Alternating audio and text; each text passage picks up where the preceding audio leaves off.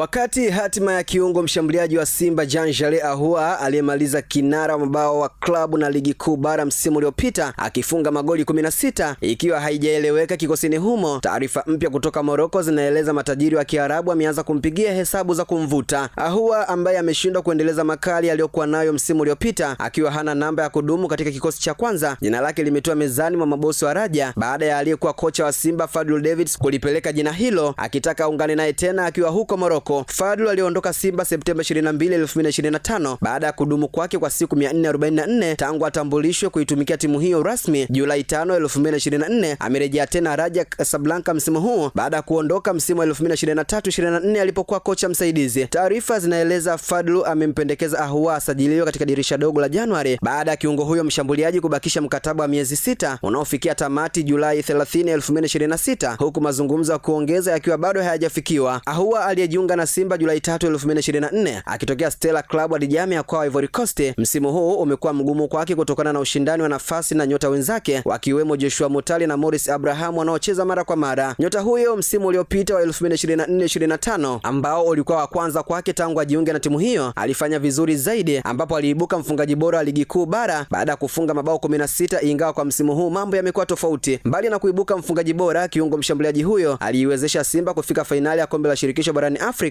ikiwa ni kwa mara ya kwanza baada ya miaka 32 tangu ilipofika fainali ya michuano ya CAF mwaka 1993. Katika fainali hiyo msimu wa 2024-25 Simba ilikosa ubingwa mbele ya RS Berkane ya Morocco baada ya kuchapwa jumla mabao 3-1, ikichapwa ugenini mabao 2-0 Mei 17, huku marudiano yaliyofanyika Zanzibar yakiisha kwa sare ya bao 1-1 Mei 25, 2025. Maisha ya nyota huyo ndani ya Simba yalianza kuharibika baada ya kuondoka kwa Fadlu, kwani hata kocha Dimitri Pantev aliyejiunga na timu hiyo Oktoba 3, 2025 alikuwa hampi nafasi ya kucheza zaidi, tofauti na aliyekuwa mtangulizi wake. Hata alivyoondoka pia Pantev aliyesitishiwa mkataba Disemba 2, 2025, bado Ahoua aliendelea kusugua benchini chini ya kocha msaidizi Selemani Matola, jambo linalotishia mustakabali wa kiungo huyo kama ataendelea kubakia kikosini humo. Taarifa zinasema kuwa tayari Raja imeanza kuwasiliana na wakala wa mchezaji huyo ili kuweka mambo sawa kabla ya kuzungumza na klabu anayoichezea ili kumbeba katika dirisha hilo la Januari. Lengo la benchi la ufundi ni kutaka kuisuka timu upya ili irejee michuano ya kimataifa. Kwa msimu huu Raja haipo katika michuano ya CAF, kwani Morocco inawakilishwa na timu 4 za AS FAR Rabat na RS Berkane zilizopo ligi ya mabingwa, huku katika kombe la shirikisho zipo Wydad Casablanca na Olympic Safi, zote zikiwa zimepenya hatua ya makundi. Imeandikwa na Daudi El Bahati na kusoma kwako nami Hamza Saifu.